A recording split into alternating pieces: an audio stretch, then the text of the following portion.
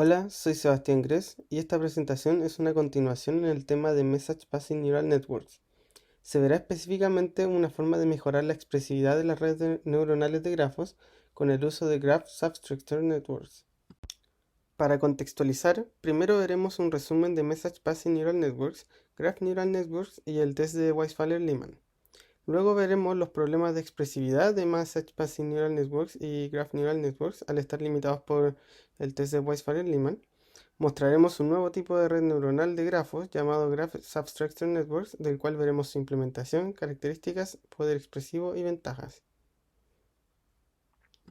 Como vimos anteriormente, Message Passing Neural Networks es un framework de aprendizaje supervisado sobre grafos en el cual se busca obtener un valor objetivo invariante a los vértices, que represente el grafo completo, y de esta forma ser capaz de diferenciar grafos e identificar isomorfismos entre ellos.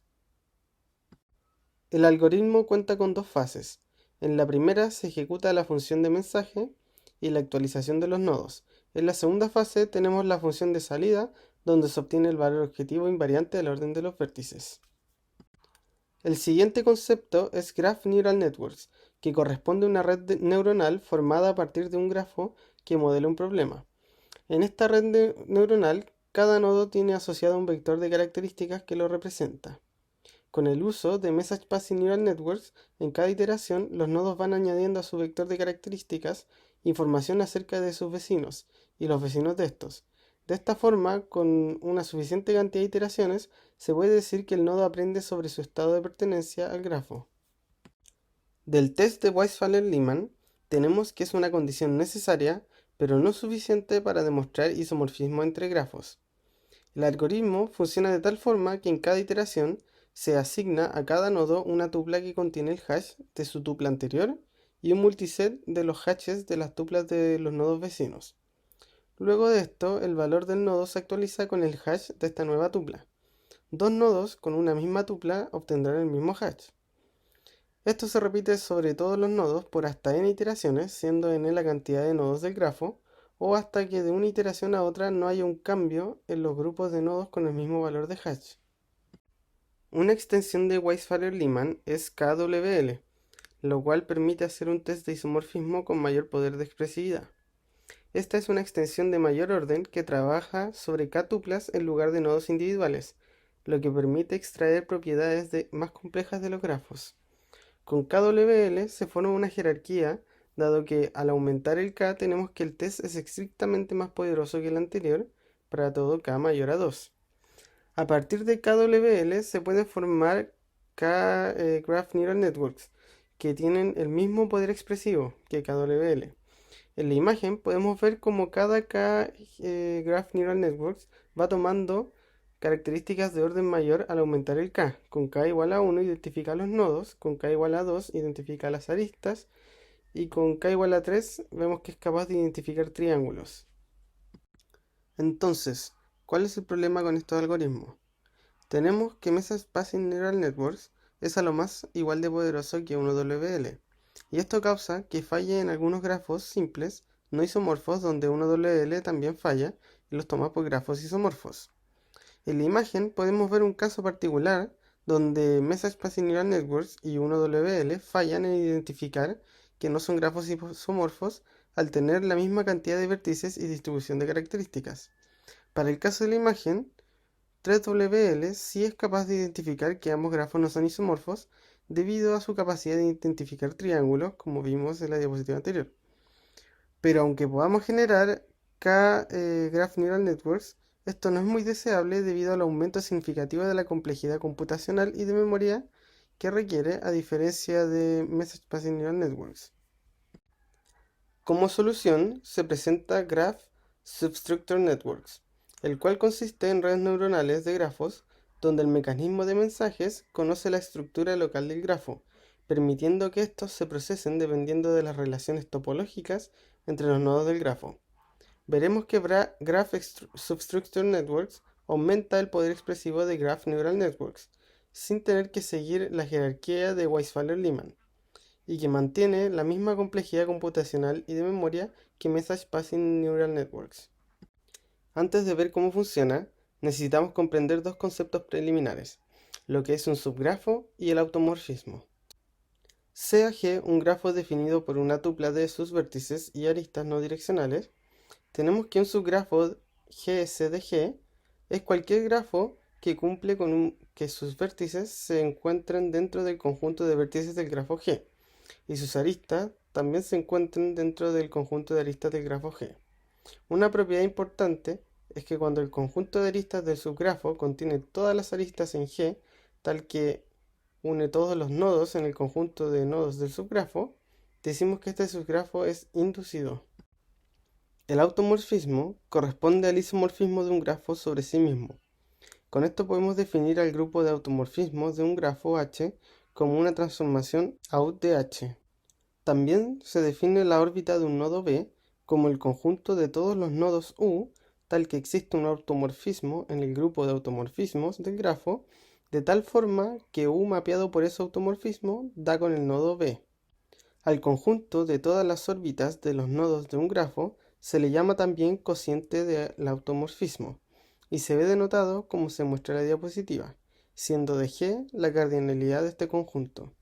De la misma forma, se puede realizar esto mismo con las aristas, obteniendo otro conjunto de las órbitas de los nodos de estas. Como mencionamos antes, en un Graph Substructure Network, el mecanismo de mensajes conoce la estructura local del grafo. Esto se logra con características estructurales que se calculan en cada nodo. Para calcular estas características se hace lo siguiente. Sea H un conjunto de subestructuras o grafos pequeños, tales como ciclos de largo fijo o cliqués. Para cada uno de estos grafos buscamos subgrafos de G que sean isomorfos a estos. Sea F el isomorfismo entre la subestructura y el subgrafo. Para cada nodo en el subgrafo podemos inferir su rol respecto a la subestructura de H, obteniendo la órbita de su mapeo F de B en la subestructura. Contando con todas las posibles órbitas diferentes del mapeo F de B, obtenemos una característica estructural X del nodo B, que se define como la cardinalidad del conjunto de subgrafos isomorfos a una subestructura en H tal que el mapeo F de B pertenece a las órbitas del nodo. Esto se divide por la cardinalidad del grupo de automorfismos de la subestructura en H, dado que por cada subgrafo en G, que es isomorfo a la subestructura, habrá esa cantidad de formas de mapearlo a la subestructura, y esto resultaría en información repetida que no es útil. Finalmente, combinando estas características, obtenemos un vector de características X de largo la suma de las cardinalidades de los conjuntos de las órbitas de las subestructuras en H. Se puede realizar el mismo proceso para las aristas, tal como se muestra en la diapositiva, lo que de igual manera resulta en un vector de características estructurales para cada arista. En la imagen podemos ver la cuenta de características estructurales respecto al nodo azul y respecto a la arista azul, para dos subgrafos inducidos como subestructuras en un ciclo de largo 3 y un path de largo 3. Ahora que tenemos nuestro grafo con su vector de características estructurales por cada nodo, pasamos al mecanismo de traspaso de mensajes.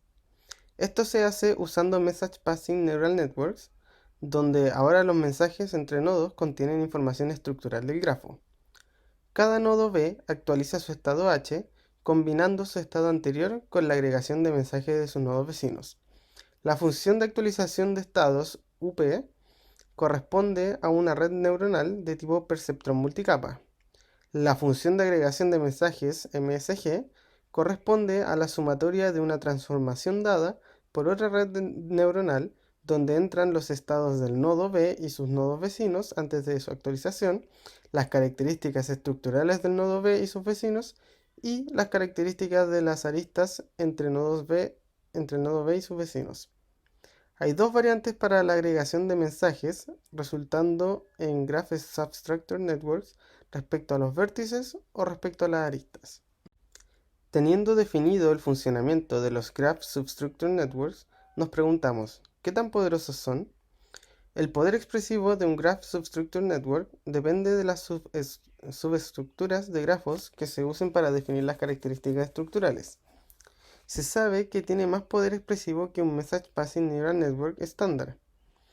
Usando subestructuras más complejas que StarGraph, Graph Substructure Network puede hacerse estrictamente más poderoso que 1WL o el equivalente 2WL.